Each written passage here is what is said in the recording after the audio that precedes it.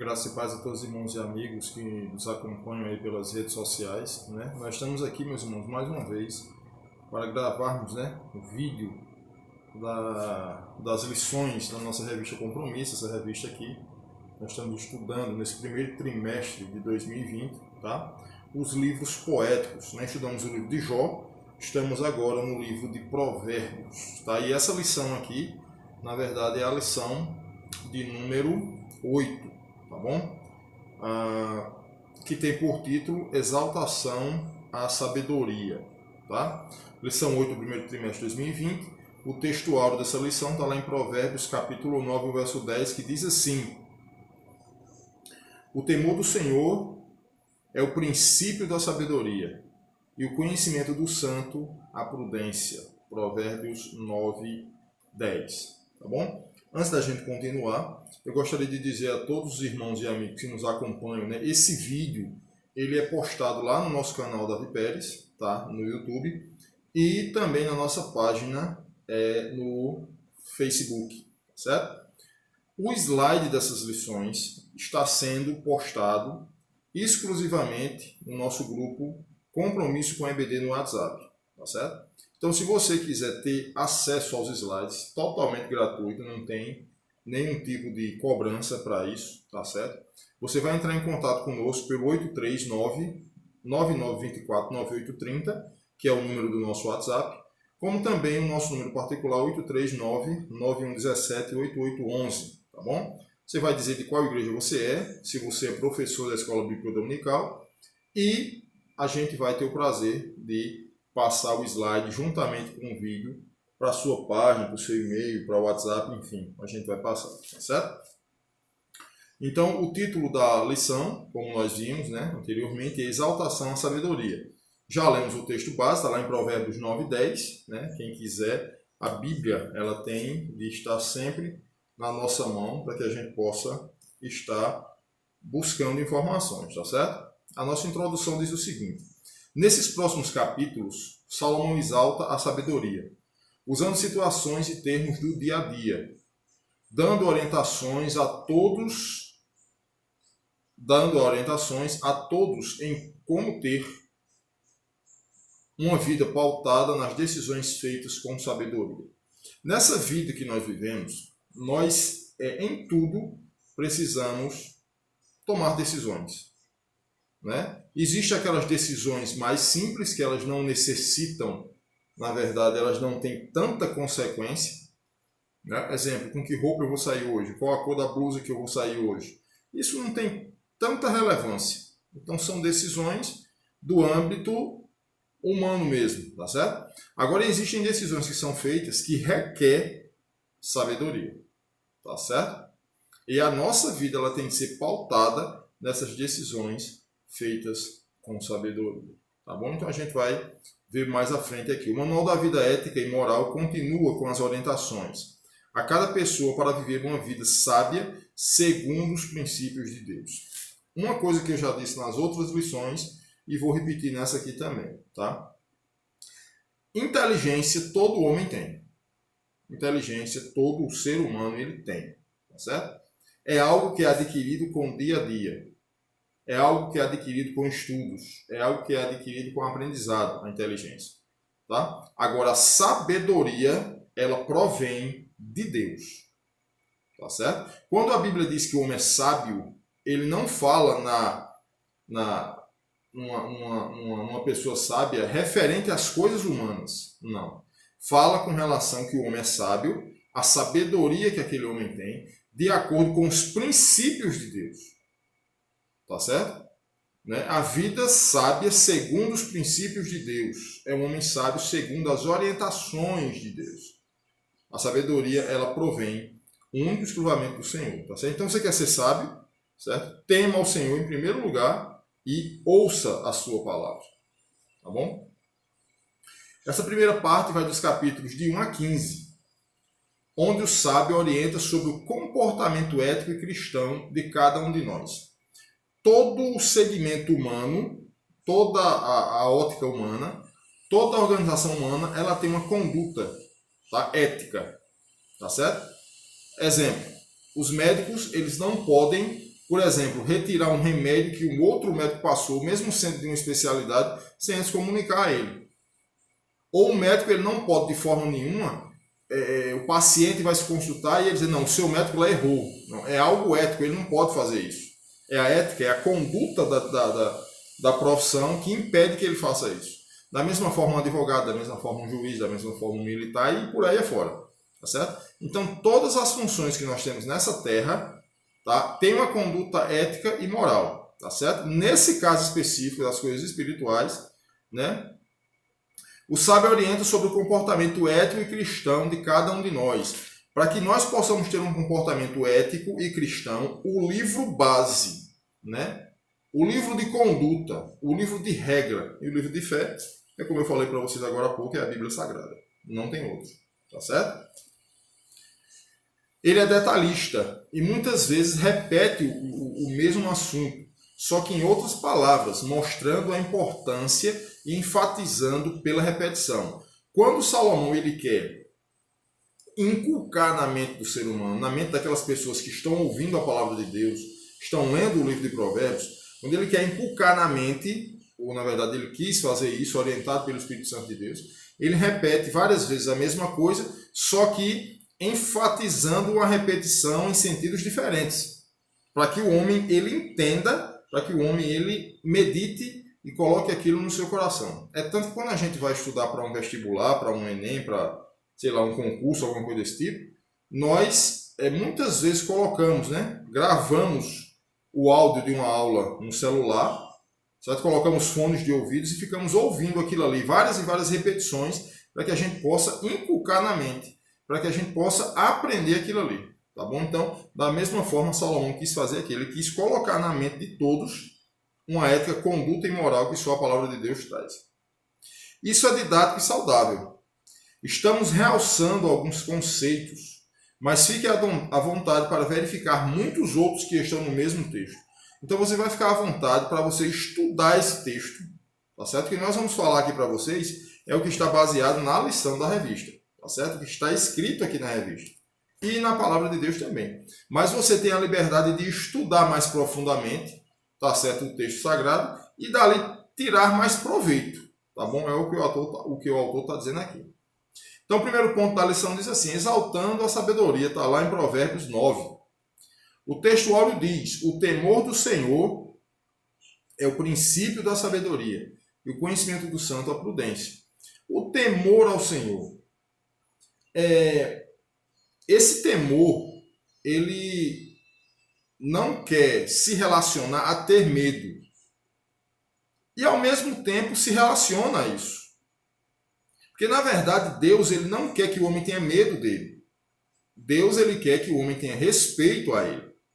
Tá certo? Se nós, seres humanos, respeitarmos o Senhor, a Bíblia diz que o temor do Senhor é o princípio da sabedoria. Se nós obedecermos, respeitarmos, levarmos a sério o Senhor, a Bíblia diz que tanto o conhecimento, o temor do Senhor é princípio da sabedoria, como também o conhecimento do santo a prudência. O homem vai ser um homem prudente.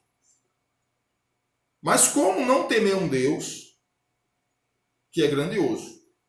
Como não temer um Deus que no passado, né, foram indagar Moisés a respeito de uma ordenança divina e a terra engoliu aqueles homens? Moisés foi para perto do monte com o povo e quando Deus começou a falar, a Bíblia diz que o monte começou a tremer. Como não temer um Deus todo-poderoso? Então, os seres humanos eles precisam entender que existe um Deus acima de todas as coisas.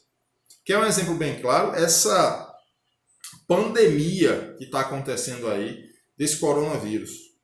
Um vírus, algo que é invisível aos nossos olhos, algo que a gente não consegue identificar onde está, como está, onde vai se proliferar, mas isso está rolando no ar, nas mãos, né?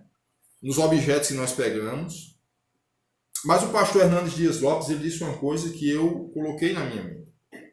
Ele disse o seguinte, pode ser que o controle tenha fugido totalmente das nossas mãos, mas jamais qualquer situação vai fugir do controle do Senhor.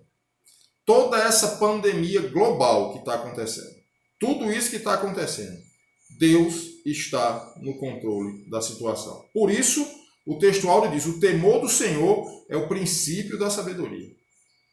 Se os homens se voltarem para Deus, se os homens colocarem o Senhor em primeiro lugar, se os homens entenderem a soberania de Deus, o homem vai ser sábio. E não vai sofrer tanto nessa terra. Mas o que é sabedoria? Segundo o dicionário, é o dom que nos permite discernir qual o melhor caminho a seguir, a melhor atitude a tomar nos diferentes contextos da vida. Sabedoria, pelo dicionário, né, é o dom que nos permite discernir qual o melhor caminho a seguir. Dom é aquilo que vem de Deus. Não é aquilo que o homem transmite para Deus. O que o homem transmite para Deus, os dons vêm do Senhor para nós. Os frutos é do homem para Deus. A gente precisa entender isso. Mas os dons só Deus pode dar ao homem. Então, o próprio dicionário, ele está dizendo que sabedoria é um dom dado por Deus. Não é dado por homens, não é por estudo, não é por conhecimento. Não, é um dom dado por Deus. E para que o homem tenha sabedoria, é necessário temer ao Senhor, respeitá-lo, né? Honrá-lo, enfim. É uma palavra derivada do grego sofia, que significa estudo de conhecimento ou conhecimento, que por sua vez vem do sofos, sábio. Então, sofia significa sabedoria. E tem como significado aquilo que o sábio possui. O que é que o sábio possui? Sabedoria. Então, sofia é uma palavra grega que na nossa tradução significa sabedoria. Tá certo? No latim tem a palavra sapere, para expressar sabedoria, como significado é saber e sentir o gosto de. Tá certo? Na expressão latina, né, a palavra sapere, né, vem de quê? De saber. Vem de que mais? Sentir o gosto, né? Sentir o sabor. Né? Você ter o prazer de explicar alguma coisa a alguém dentro da sabedoria que Deus te deu. Então, são essas coisas aí que a gente precisa também entender. Para que os irmãos tenham uma ideia, né, existem pessoas que nunca foram, não são pastores, não são líderes, não são professores, nunca tiveram uma aula na universidade, nunca pegaram um livro para estudar, não. Mas tem pessoas que quando abrem a boca, Deus usa de uma forma tão tremenda que os sermões que aquela pessoa fala, as coisas que Deus fala através daquela pessoa, muitos teólogos não vão conseguir falar nunca nessa terra. Porque a sabedoria, ela vem do Senhor. Sabedoria, portanto, é dom que nos permite discernir qual o melhor caminho a seguir. A gente viu isso anteriormente, tá? Em 1 Reis 3:9, Salomão tem uma experiência com Deus impressionante. 1 Reis, capítulo 3, verso 9, que diz assim: a teu servo, pois, dá um coração entendido para julgar a esse teu povo, para que prudentemente discirna entre o bem e o mal, porque quem poderia julgar a este teu grande povo? Deixa eu explicar aqui o que foi que aconteceu, tá certo? Davi já era morto, Salomão assume o reinado, assume o trono de Israel. E numa noite, né, a Bíblia diz que anteriormente, Salomão, Davi ele tinha um desejo tremendo de ver Deus face a face, e nunca conseguiu. A Bíblia diz que o único homem que chegou mais próximo foi Moisés. Mas mesmo assim teve de cobrir o seu rosto. Que a glória de Deus é uma coisa tremenda, homem nenhum consegue suportar. Tá? Então isso veio passando de geração em geração, chegou a Davi. Um dos maiores sonhos de Davi era contemplar o Senhor face a face e não conseguiu fazer isso. Tá? Salomão cresceu ouvindo o pai dizendo isso, que queria ver Deus face a face. Não conseguiu. Tá certo? Salomão, quando assumiu o trono, o reino de Israel estava falido. Por quê? Porque um dos filhos de Davi, se eu não estou enganado, Absalão, né, usurpou tudo que o pai tinha. Né? Houve toda aquela contenda no reinado, houve toda aquela contenda na casa de Davi, né? Houve o estupro da sua irmã, da sua filha Tamar, houve a questão de Absalão ter matado, né, o seu irmão, que eu não lembro o nome agora, mas ele matou lá o irmão dele, o que estuprou Tamar, eu não lembro, Amnon, né? Ele matou Amnon. Por quê? Porque Amnon estuprou Tamar, que era irmã dele. Então houve toda aquela confusão na casa de Davi. Tá? Então, como Davi não tinha moral para reclamar com os filhos, porque se Amnon estuprou Tamar e Davi fosse reclamar, Amnon iria dizer abertamente na cara de Davi: mas o Senhor tomou a mulher de Urias. Por que o Senhor veio me reclamar? Porque eu sou apaixonado pela minha irmã. Né? Absalão matou Amnon, né? Devido a ele ter estuprado Tamar. Mas Davi também não tinha moral de reclamar com Absalão. Por quê? Porque Davi foi o homem que mandou matar Urias, o marido de Betseba. Então foi se armando uma trama diabólica para prender Davi. Então Davi, ele ficou arruinado. Davi chegou ao ponto até de ser expulso do reino. Se os irmãos lerem lá no livro de 1 Reis e 2 Reis, vocês não vão entender o que eu estou dizendo aqui. Tá? Então o que acontece? Absalão usurpa, entra no cofre do palácio, rouba tudo e monta um exército para ele, porque Absalão queria ser rei. Tá certo? Absalão é morto, né? Quem matou foi Joabe, o que matou Urias, né? O que levou a carta, para que Urias levou a carta e entregou a Joabe para que colocasse ele na frente de batalha. Urias foi morto através dessa situação aí. E Joabe matou Absalão, que era filho de Davi, com a faca enterrada no ventre. Então Davi também não tinha moral para reclamar, porque o próprio Joabe poderia até dizer: mas você mandou matar Urias. Tá? Então Davi ficou preso em uma situação que não conseguia sair. Tá certo? Porém, o grande sonho de Davi era ver Deus face a face. E Davi teve uma grande ideia também. Ele queria construir uma casa para Deus.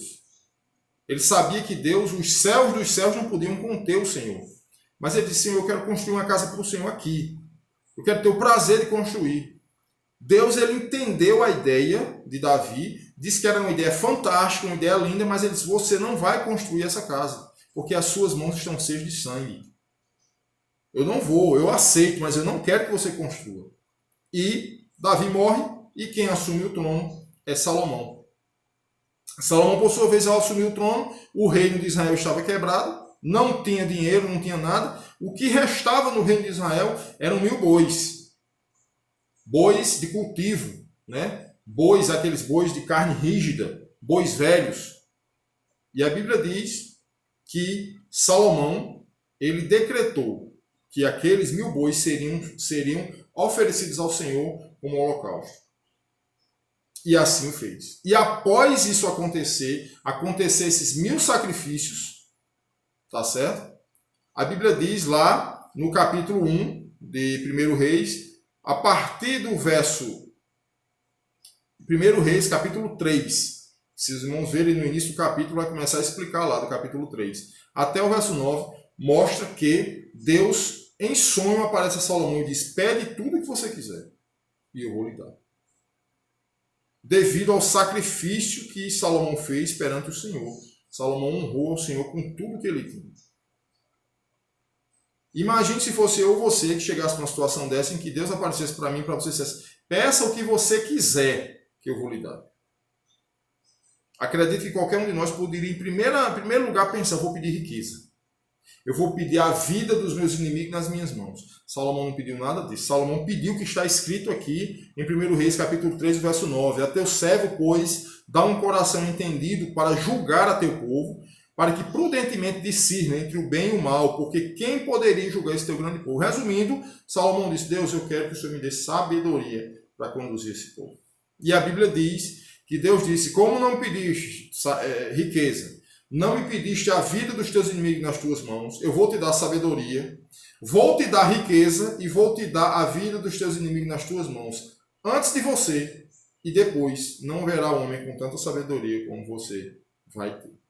Então essa é a história que nos traz para entender esse capítulo 3, o verso 9 de 1 Reis. Tá? Devemos seguir essa decisão de Salomão em nossa vida. quer seja nas pequenas ou nas grandes decisões. Quer ser sábio, coloque o Senhor nas pequenas e nas grandes decisões. Um dia eu fui num médico, eu já contei isso na classe, que eu sou professor. Um dia eu fui no médico e antes de entrar na sala, eu conversando com o médico, eu disse: doutor, eu vim aqui lhe apresentar os meus exames. Ele disse: Davi, antes de você apresentar a mim, que sou médico, você já apresentou os seus exames ao Senhor? Eu disse: não, doutor, não fiz isso. Ele foi, pois deveria ter feito. Primeiramente ele, que é médico dos médicos, depois você traz para a gente dar uma olhada e ver o que é que está certo e o que é que está errado. Mas a orientação primária é dele. E aquilo foi uma lição para toda a minha vida. Então, devemos tomar essas decisões, né?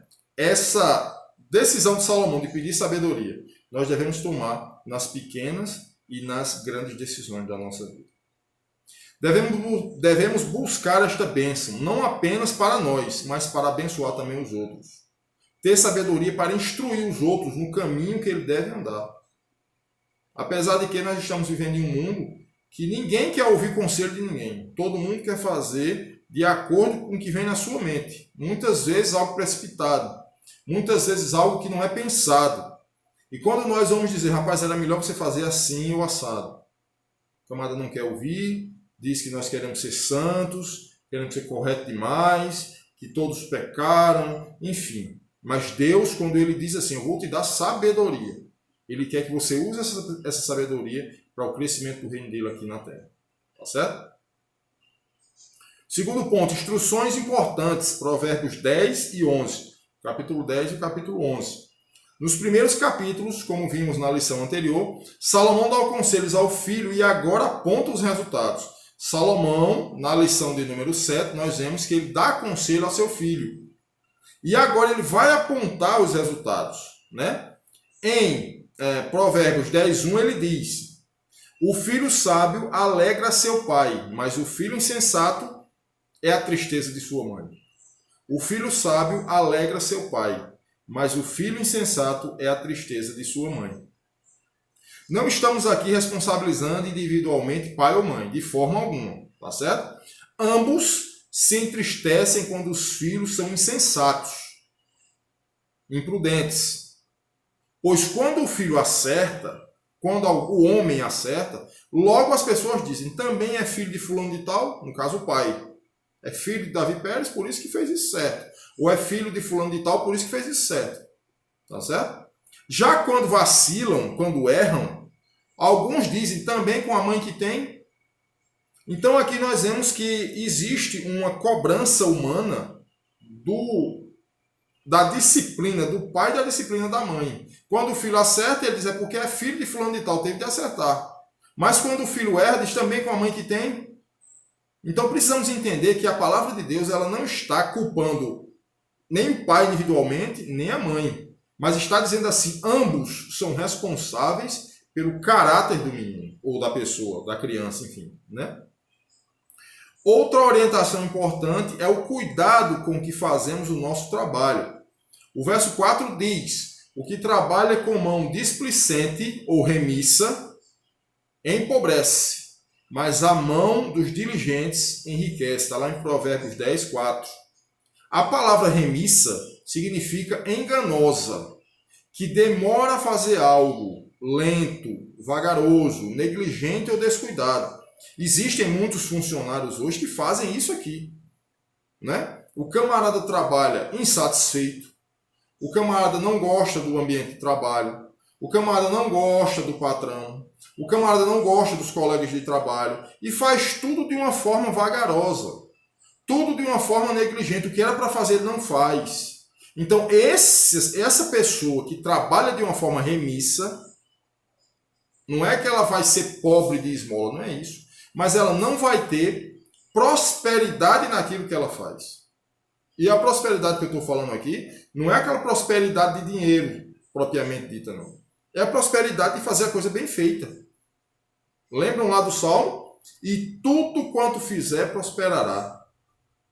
Né? Bem-aventurado o homem que não anda segundo o conselho dos ímpios, nem se detém no caminho dos pecadores, nem se assenta na roda dos escarnecedores. Antes, o seu prazer está na lei do Senhor, sabedoria. E na sua lei ele medita de dia e de noite. Ele está buscando sabedoria de dia e de noite. pois será plantado como a árvore junto a ribeiros de águas, a qual dá o seu fruto na estação própria, as folhas não caem e tudo quanto fizer prosperará. Tudo que o indivíduo fizer dá certo. Não é só a questão financeira, é em tudo. Tudo que ele fizer vai dar certo. Se for algo que ele venha fazer, ou queira fazer, ou deseje fazer, e ele por algum momento ele não consiga realizar aquilo, pode ter certeza, meu irmão, é um livramento de Deus para a sua vida. Pode ter certeza. Eu tentei fazer isso e deu errado. Não deu errado, deu certo, porque Deus te livrou de uma circunstância pior. A gente precisa entender isso, tá? Quantas vezes tomamos conhecimento de funcionários, mesmo cristãos, que enganam em seu trabalho porque o chefe não está por perto. Muitas vezes o dono da empresa não está lá, muitas vezes o seu gerente, o seu encarregado não está, e o camarada pensa que por não estar ali, o seu chefe, o seu superior, o seu encarregado, ele pode fazer a coisa relaxadamente. Esquece ele que a Bíblia diz que existe no céu um Deus que tem 7 olhos de fogo e que contempla todas as coisas. E a Bíblia diz que aquele que honra o seu patrão, aquele que honra o seu chefe, aquele que honra o seu superior, ele está automaticamente honrando ao Senhor, porque toda autoridade ela é constituída por Deus. Toda autoridade ela é constituída por Deus, tá certo? Então, seu patrão, seu chefe, o seu supervisor é uma autoridade constituída por Deus. Deus é que deu aquela autoridade a ele para exercer ali dentro da empresa. Então, você como cristão tem a obrigação de fazer o possível. Não é bajular, não. Não é babar. Tá certo? Não é estar entregando os amigos de trabalho. Não é estar sendo, como diz na nossa linguagem, o babão da história. Não. É você honrar o seu patrão. Fazer o melhor para que o nome do Senhor seja glorificado. Lembrando que ética cristã é nos comportarmos mesmo quando o nosso patrão está longe. Porém, Deus sempre está perto. Eu coloquei Deus aqui com letra minúscula, eu vou corrigir, tá certo? É Deus, o nosso Deus. Porém, Deus sempre está por perto. Nossa vida precisa ser ficha limpa. Deus sempre está perto. Deus sempre está perto. Mesmo que o seu patrão esteja longe, Deus está te observando. Certo? Outra palavra do sábio está no versículo 9. Olha o que é que o versículo 9 diz. Quem anda em sinceridade, anda seguro. Mas o que perverte os seus caminhos, ficará conhecido. Quem anda em sinceridade, anda seguro. O que é sinceridade? É você falar a verdade. Né? Rapaz, eu não fui na sua casa hoje porque eu não quis ir. Eu não tive tempo de ir. Né? Eu não estava doente. Ou eu estava cansado. Ou eu não queria sair de casa. Coisa de sinceridade. Muitas vezes uma pessoa chega, nós estamos dentro de casa, uma pessoa chega lá na porta perguntando, Davi está aí?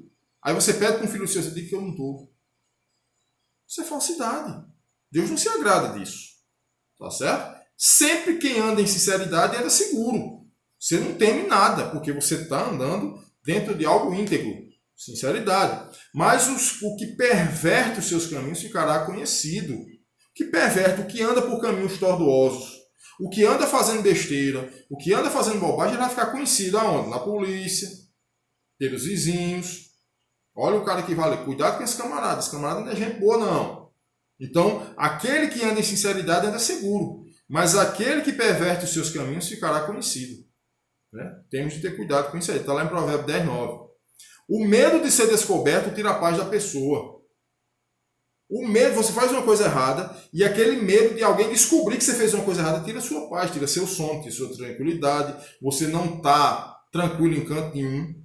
Então você está andando, né, por caminhos perversos. Né? Você está pervertendo os seus caminhos.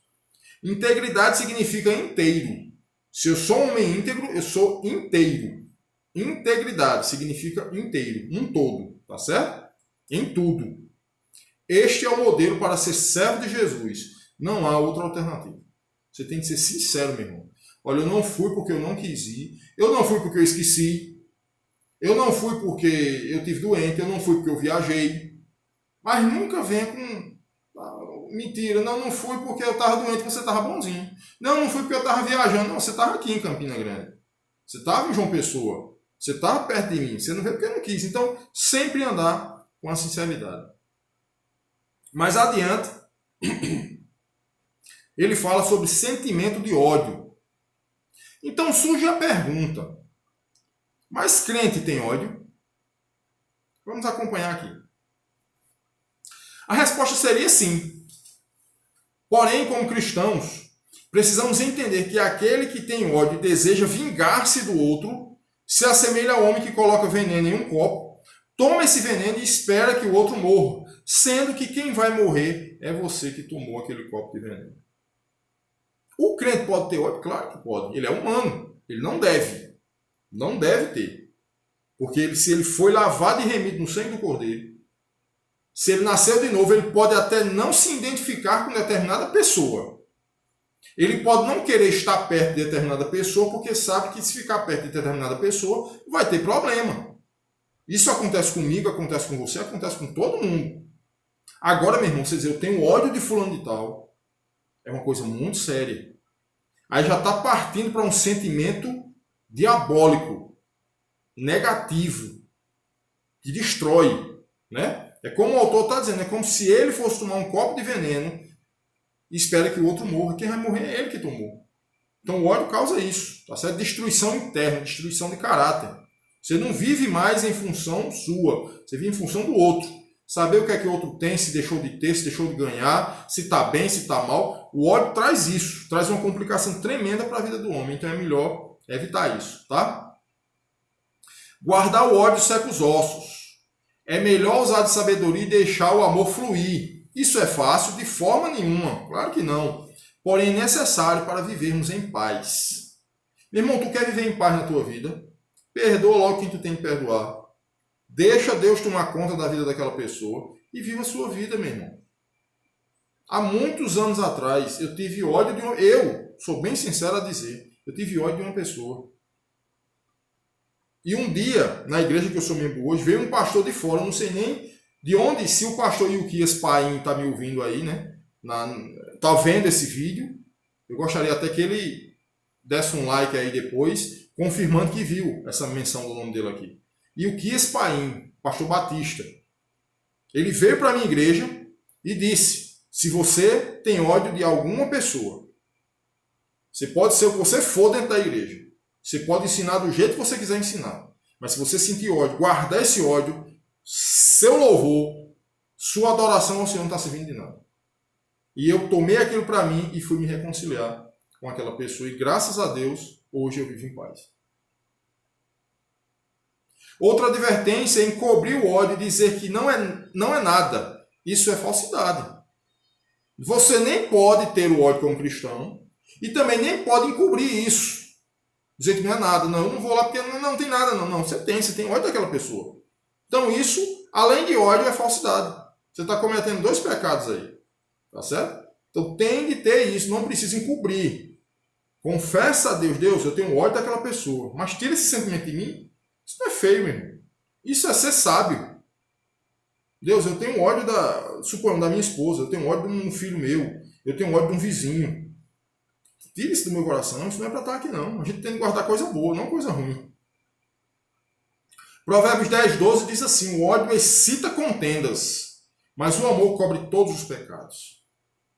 O amor, ele causa contendas. Perdão, o ódio, ele causa contendas, mas o amor cobre todos os pecados.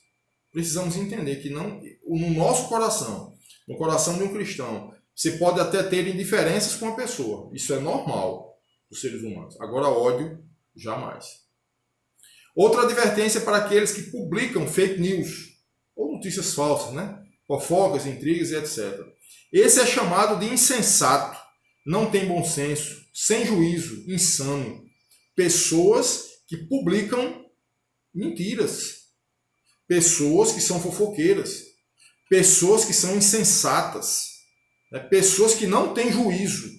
A massa cefálica está lá na cabeça dele, mas ele não usa. São insanos, não tem sanidade para resolver determinadas coisas. É como se fosse um maluco. Desculpa a expressão, mas a verdade é essa. O texto quer dizer isso, é sem juízo mesmo. Tá? texto de Provérbios 10, 18 diz assim: o que encobre o ódio tem lábios falsos, e o que divulga má fama é um insensato. Para quê, meu irmão? Para que isso? Se for para divulgar alguma coisa ruim de uma pessoa, divulga a Deus aí, ora por ele aí, tá certo? Mas não tá fazendo montins e panelinhas para derrubar ninguém, falar da vida de ninguém, deixa para lá, entrega ao Senhor e caminha, tá? Vive em paz. O sábio chama a atenção para a liderança em qualquer nível. Não havendo sábios conselhos, o povo cai, mas na multidão de conselhos há segurança. Há necessidade de uma liderança. Tem pessoas que dizem assim: para que pastor? Né? Para que um pastor numa igreja, no templo? Liderança. Né? Para aconselhar. O pastor não pode salvar ninguém. Ele não tem poder para salvar ninguém. Mas ele pode apontar o caminho para a salvação. É aquele ali. Então, instrui, ensina. Né? Não havendo sábios conselhos, o povo cai, o povo perece. A Bíblia diz que o povo padece por falta de conhecimento. Precisa de alguém para orientar, precisa de alguém para dizer: rapaz, não é por esse caminho, não é por esse aqui. Precisa disso. Tá certo? Está lá em Provérbios 11, 14. É uma grande responsabilidade o exercício da liderança. Mas alguns líderes, nos mais diversos setores, inclusive na igreja, se aproveitam de suas benesses do poder e não se preocupam em atender às necessidades de seus liderados. Eles se aproveitam porque são beneficiados com aquele poder que é dado a ele. Uma liderança, ele tem poder. Poder de quê? De decidir, poder de orientar. É isso que a palavra de Deus está dizendo. Então, muitos se aproveitam desse poder que é dado, que lhe é cedido, para não se preocupar em atender às necessidades de seus liderados. Meus irmãos, uma coisa é certa. Tem igrejas, tem templos que estão com o seu caixa financeiro abarrotado de dinheiro. E tem gente dentro da igreja passando fome. Isso é inadmissível. A liderança, o pastor, está guardando como se fosse para ele, aquilo ali não é. Aquilo ali é para o bem da igreja. Aquilo ali é para mantimento da casa de Deus. Aquilo ali é para ajudar. Desculpa, aquilo ali é para ajudar. E muitos estão fazendo aquilo, aproveitando das benesses do poder que lhe foi concedido, para dizer: não, eu não vou me preocupar com essas necessidades aqui. Precisa ser revisto isso aí. Quando a liderança é séria, o povo se sente seguro. Quando a liderança de um templo, de uma igreja, é uma liderança coerente com a palavra de Deus, é uma liderança séria, o povo sente segurança mesmo. Tá certo? Mais instruções. Provérbios 12, 13. Provérbios 12, de 25 a 26, diz assim: a ansiedade do coração deixa o homem abatido, mas uma boa palavra o alegra. O justo é mais excelente do que o seu próximo, mas o caminho dos ímpios faz errar. Provérbios 12, de 25 a 26. A ansiedade no coração deixa o homem abatido. O cara ansioso. O cara tem uma viagem para fazer daqui a uma semana, ele já está pensando hoje. O cara tem uma conta para pagar daqui a 8 dias, ele já está querendo pagar hoje, doido, agoniado. Meu irmão, para com essa ansiedade. Para com isso, isso vai acabar destruindo você. Né? Uma boa palavra o alegra. Tem pessoas que estão ansiosas demais. Aí chega outra pessoa e dá uma palavra de conforto, de alegria, de ânimo, de esperança. E o camarada revigora, renova as forças. Né? O justo é mais excelente do que o seu próximo, mas o caminho dos ímpios faz errar. Se você... O que é que o Salmo 91 diz? Aquele que... Bem-aventurado o homem que não anda segundo o conselho dos ímpios, nem se detém no caminho dos pecadores, nem se assenta na roda dos escarnecedores. Andar junto, caminhar com eles. Caminhar com o ímpio, caminhar com escarnecedor. Você pode se tornar um deles. Ah, Davi, mas Jesus andou com prostituta, Jesus andou com ladrão, Jesus andou com homicida, Jesus andou com corrupto. Andou, mas ele andou para tirar o camarada do caminho errado. Ele não andou para conviver no mesmo erro, não. A gente precisa entender isso. Tem crente que não tem estrutura para andar junto com uma pessoa que faz esse tipo de coisa, não. Senão ele vai se corromper também. Tem de ser sincero também, rapaz, não tenho condição de andar ali, não. Né? Tem que ter cuidado, tá? Vivemos em um mundo onde as pessoas vivem ansiosas por vários motivos. A ansiedade e a depressão são o mal deste século. Ansiedade e depressão é o mal desse século. Uma pessoa ansiosa fica abatida e triste. Ela precisa de apoio, de uma palavra amiga, de um ombro para compartilhar. A pessoa ansiosa ela fica abatida e triste. Ela precisa de alguém para revigorar o seu ânimo. Ela precisa de alguém ao lado dela para dizer assim, não, estou junto com você. Precisa disso aí, tá certo? Mas precisa ter cuidado com quem compartilha, porque a situação pode se tornar pior. Você tem que ter cuidado com quem você está compartilhando sua vida. A situação pode se complicar mais ainda. Tá certo? Tem um hino, eu não me lembro o nome do cantor, mas é um cantor bem conhecido, que ele diz, não conte os seus maiores sonhos a ninguém. Não mostre sua ferida para quem não tem remédio para curar nem força para te erguer. A gente precisa ter cuidado. Às vezes, estamos contando nossas dificuldades às pessoas que querem nos ver caídos. E é um prato cheio para essa pessoa. E essa pessoa vai fazer de tudo para você continuar a cair. Precisamos ter cuidado com isso aí. Outra instrução está em Provérbios 13, 20. O que anda com os sábios ficará sábio, mas o companheiro dos tolos será destruído. Esse texto, ele se encaixa perfeitamente naquele ditado popular que diz assim, dize-me com quem andas e eu te direi quem você é. Se você andar com pessoas sábias, automaticamente você vai ser considerado um sábio. Se você andar com pessoas que não têm a sabedoria, pessoas que são ímpias, tolos, como a palavra diz aqui, você será destruído. Você vai andar no mesmo caminho deles. A escolha de nossas companhias pesa muito em nossos relacionamentos. Precisamos escolher os nossos relacionamentos, as pessoas que vão participar desses relacionamentos, tá? Esta é uma preocupação dos pais quando percebem que seus filhos estão entrando na adolescência. Os adolescentes, eles são muito influenciados. Então, para o adolescente, o que é errado é certo, e o que é certo é errado. Tá entendendo? Para o adolescente, o que é certo é errado. O que é certo é o filho pedir a bênção ao pai. Para o adolescente de hoje, isso é careta. Isso é o cara ser quadrado. Isso aí não existe. Não. Princípio de autoridade. Pai e mãe é autoridade sobre o filho. O filho pode ter o tamanho de um poste. Morou dentro da casa do pai e da mãe, é autoridade sobre ele. Agora, a partir do momento que ele vai viver a vida dele, se casa, vai ter a casa dele, a vida dele, os negócios dele, ele tem a obrigação de honrar o pai e a mãe, obedecer mais não. E se ele for sábio, mesmo casado, e entender que o pai e a mãe estão dando um conselho para a vida, um conselho para que ele tenha frutos futuramente, ele ainda vai obedecer. Mas ele não é obrigado, porque ele não está mais debaixo da tutela do pai e da mãe, tá?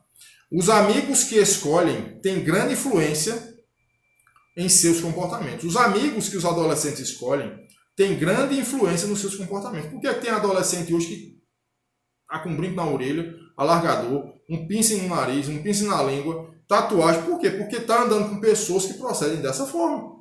E para o adolescente, que é uma esponja, que tudo absorve, sem saber de que origem vem, de que procedência vem, aquilo ali vai ser rotineiro para ele. Então Salomão está dizendo isso, tenha cuidado com as pessoas que você coloca dentro do seu convívio natural. Tenha cuidado. Mas nós que somos adultos precisamos ter cuidado com as pessoas que estão ao nosso lado. Será que estão acrescentando em nossas vidas sabedoria e conhecimento? Nós que somos adultos precisamos ter cuidado com as pessoas que estão ao nosso lado. Aí tem uma pergunta. Será que estão acrescentando na nossa vida sabedoria e conhecimento? Se não tiver, meu irmão, é melhor se afastar. Porque você vai acabar sendo destruído também. Novamente, o autor menciona a disciplina com os filhos. O que é que diz lá em Provérbios 13, 24? O que não faz uso da vara odeia seu filho, mas o que o ama, desde cedo o castiga. Deixa eu só explicar uma coisa aqui, tá? Quando a Bíblia fala com vara, a Bíblia está falando que muitas vezes é necessário o pai exemplar o seu filho com vara. Dá uma tapinha de vez em quando nele. Agora, essa tapinha não significa dizer quebrar braço, quebrar dedo, espancar a criança. A modernidade hoje, né, os direitos humanos, o ECA, né, que é o Estatuto da Criança e do Adolescente, diz que é crime o pai exemplar seu filho. Que não pode, a criança vai ficar traumatizada. E esse pessoal que vive aí no meio da rua. E esse pessoal que vive preso. E esse pessoal que vive cometendo atrocidades no meio das ruas, roubando, matando, usando droga, se prostituindo, né? Sequestrando pessoas, roubando carro, sendo pego pela polícia. Esse povo foi exemplado? Foi não. Porque se tivesse sido exemplado, não estaria nesse mundo. Foram criados da melhor forma possível, só na conversa, só no diálogo. E olha o resultado que deu. Claro que existem situações que você tem que conversar com seu filho. Claro que tem situações que você precisa orientar o seu filho verbalmente. Mas existem situações quando foge do controle que uma palmadinha não mata ninguém, não. Não espancamento. Não quebrar nada. Tá? Jogar o menino na parede, chutar, pisotear, isso aí é outra história. Isso é crime. Isso aí não existe. Com o filho ou com qualquer outra pessoa. Agora, exemplar, meu irmão. Isso é importante. É necessário.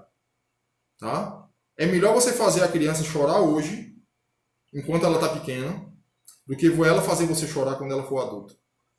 Isso é um dos ditados mais certos que eu já ouvi. Se eu não estou enganado, foi o pastor Cláudio Duarte que falou isso. É melhor você fazer a criança chorar enquanto ela é pequena, do que quando ela virar adulta ela fazer você chorar. A mãe vai ver o filho sendo preso, a mãe vai ver o filho sendo espancado, a mãe vai ver o seu filho sendo morto, a mãe vai ter de sepultar o seu filho porque morreu em tráfico, morreu em guerra, enfim. Tem que ter cuidado com isso aí. Tá? Então Provérbios 3:24 fala sobre isso. Salomão está dizendo que os pais que amam seus filhos os corrigem quando necessário. Eu não quero mal para minha filha. Mas se há necessidade de uma correção, de uma disciplina, vai ter de ter, meu irmão. A gente vê hoje criança com 5, 6 anos de idade dando grito em pai e mãe. Está errado. Mas o povo acha lindo porque é criança. Se é criança, vai virar adulto. Vai virar adolescente. Se virar um adolescente sem você tirar essas coisinhas que ele está tendo aí, esses gritos que ele está dando em você, quando ele se torna adolescente, você não tira mais não. Tem que ter cuidado nisso aí. Tá? Quando há necessidade, tem de ter a correção. Tá bom? Crianças precisam de limites, normas, regras, descontração, espaço para falar, para brincar, para estudar e etc. Criança precisa de limite. Ó, você vai brincar com sua bola, com seu carro, com sua boneca durante 1 hora. Depois tem estudo. Você só vai falar quando seu pai e sua mãe estiver calado. Quando seu pai e sua mãe estiver conversando, fique calado. Limite, meu irmão. Né? Espaço para brincar. Espaço para estudar. Regra. Norma. Qual é a norma da minha casa? Será que a norma da minha casa, quem vai ditar as regras da minha casa é um menino de 6 anos de idade?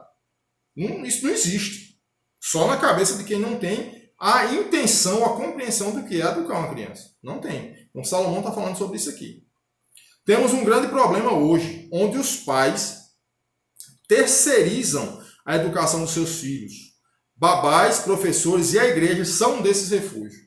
Os pais não querem educar os filhos, aí jogam nas mãos de babás, né?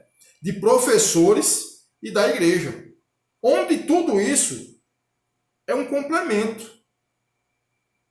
A educação começa em casa. Babá, professor e igreja complementam a educação. O que a criança aprendeu em casa, ela vai caminhar com ela nesse sentido também. Tá certo? Não é jogar a responsabilidade para essas pessoas aqui. Fazem de tudo para oferecerem condições materiais. O que é que os pais fazem de tudo para oferecer às crianças? Um bom smartphone. Tem criança com 7 anos de idade com um iPhone, meu irmão. De última geração. Isso é um absurdo. Viagens à Disney. Porém, são incapazes de colocar limite da criança. Pensam que porque dão uma viagem à Disney ao filho, pensam que porque dão um smartphone, pensam que porque dão um computador de última geração, estão fazendo um bem ao filho. Muitas vezes estão destruindo a vida da criança. Porque está mostrando que mesmo a criança sem limite, o pai está ofertando tudo. Porque pensa que isso é educar e não é. Pensa que isso é amor e não é. Você está destruindo a vida do seu filho. Depois, quando ficam adolescentes, lamentam. Pois nessa fase é bem mais difícil a obediência.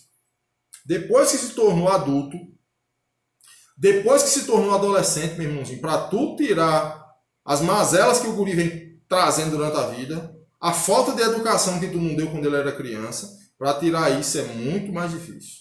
Pode ser até que nem tire.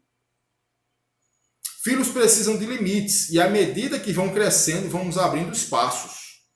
Né? Filhos precisam de limite. Um menino de 6 anos, qual é o limite que ele tem? De brincar, de estudar, né? De falar.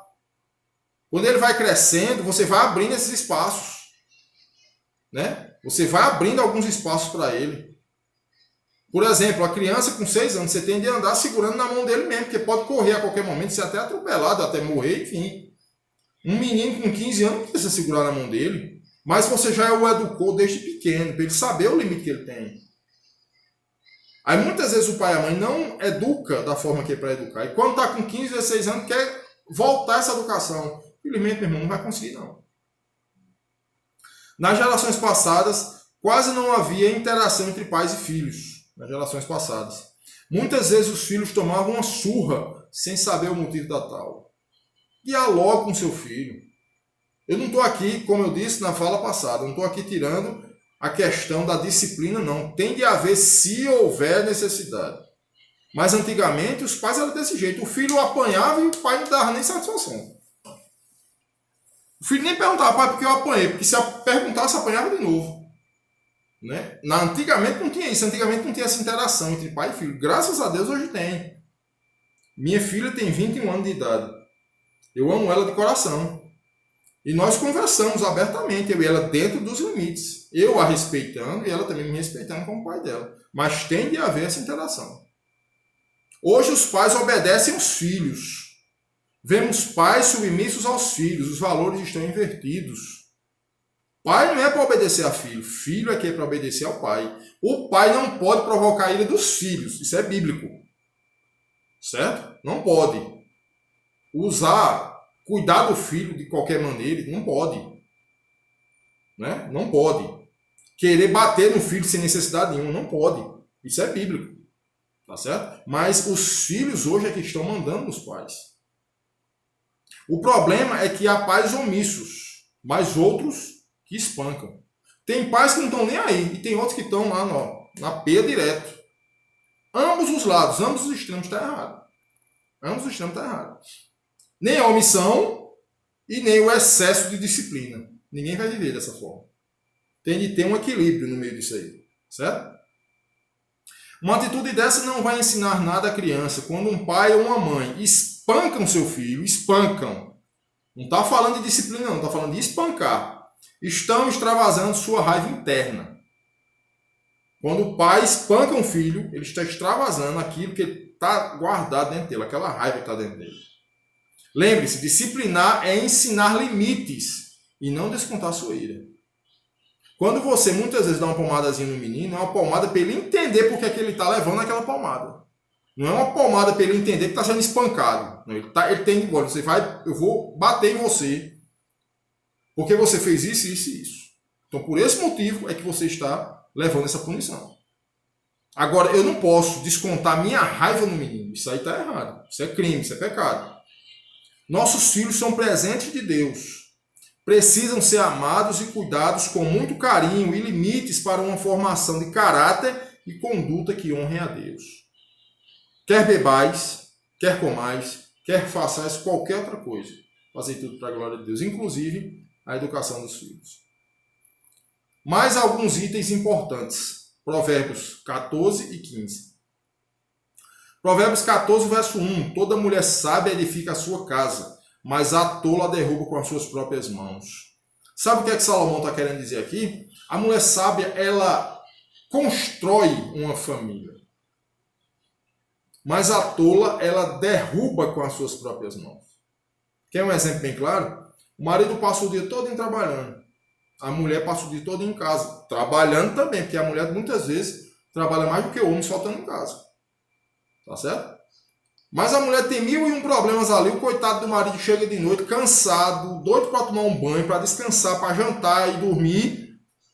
Aí a mulher manda ele sentar num canto e começa a debulhar o relatório do dia todinho. Ó, esse menino fez isso, essa menina fez isso, esse menino estudou, esse menino foi reclamado da escola, esse menino foi expulso da escola, esse menino fez isso, tá faltando feijão, tá faltando farinha, tá faltando arroz. Quando o homem ele menos espera, ele pensa que não chegou em casa. Ele pensa que chegou em algum órgão público de cobrança. Então isso destrói um casamento. Isso destrói uma família. A mulher ela tem que ser sábia. Deixa o marido chegar, deixa ele tomar um banho, deixa ele descansar, deixa ele entender que ali é o porto seguro dele, né? Quando ele entender tudo isso, você pode começar devagarzinho, contando alguma coisa, falando de uma forma tranquila, que ele vai entender. Agora, se chegar o cara com a cabeça quente, cheio de estresse lá de fora, você já chegar debulhando todo tipo de mazela que aconteceu durante o dia, isso acaba com qualquer relacionamento. Usamos a expressão dona de casa. A casa anda do ritmo da mulher. A mulher que comanda a casa, o homem não comanda não. Comanda que eu digo em termos de harmonia. O homem não sabe fazer isso. A mulher que sabe onde é que vai ficar a geladeira, onde é que vai ficar a TV, onde é que vai ficar a porta, onde é que vai ficar isso, onde é que vai ficar aquilo. A mulher que sabe disso, o homem não sabe não. Arrumação, horários, alimentação, passeios, tarefas, trabalhos, tudo gira em torno da mulher.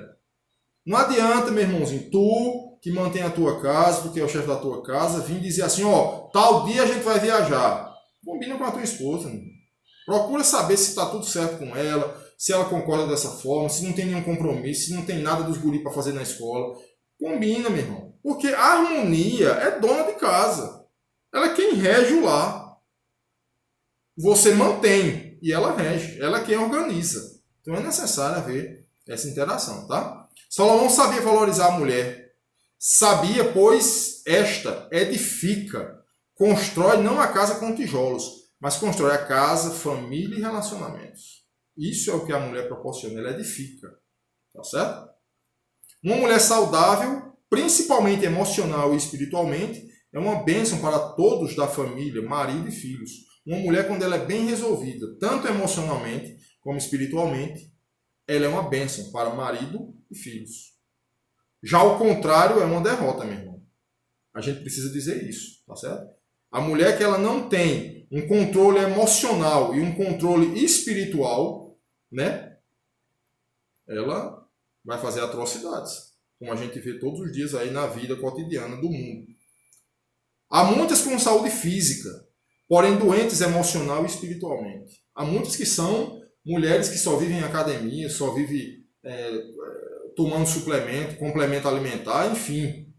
Mas espiritualmente e emocionalmente estão destruídas. Então isso é o perigo. O capítulo 15 trata de benefícios dos bons relacionamentos. Enfatiza o cuidado com a língua e o que é falado. Provérbios 15, 2. A língua dos sábios adorna a sabedoria, mas a boca dos tolos derrama a estultícia. A língua dos sábios adorna, arruma a sabedoria, mas a boca dos sábios derrama a estultícia, besteira, tá? Palavras que não eram para dizer naquela hora. Provérbios 15, 2. Tá certo? Conclusão. Nesses capítulos de 9 a 15, os relacionamentos que temos no dia a dia precisam de muita sabedoria e Deus nos presenteia. É só pedir e depender dele. Que sejamos desafiados todos os dias a exercer sabedoria, sempre confiados de que Deus está no controle e nos ajudando. Esse último texto, essa última frase, Deus está no controle e nos ajudando, que ele se encaixa perfeitamente no momento que nós estamos vivendo. Um momento de dificuldade, um momento grave, um momento de doença, um momento de contaminação, um momento de infecções, um momento de tribulação. Mas que precisamos lembrar que o Senhor, nada fugiu do seu controle. Está tudo no controle dele. Tem um hino que diz assim: se Deus fizer, ele é Deus. Se ele não fizer, ele é Deus do mesmo jeito. Se a porta abrir, ele é Deus. E se a porta se fechar, ele é Deus do mesmo jeito. Se a doença vier, ele é Deus. Se você ficar curado, ele é Deus do mesmo jeito. Então, meus irmãos, que Deus nos abençoe, tá? Que nós possamos ter uma vida que honre e glorifique o nome de Deus. E que nós possamos entender esses conselhos que foram passados nessa lição nova, que são conselhos para a vida, são conselhos para o dia a dia, são conselhos para que o homem e a mulher tenham paz interior e possam, com suas vidas, honrar e glorificar o nome do Senhor, que Ele possa nos abençoar.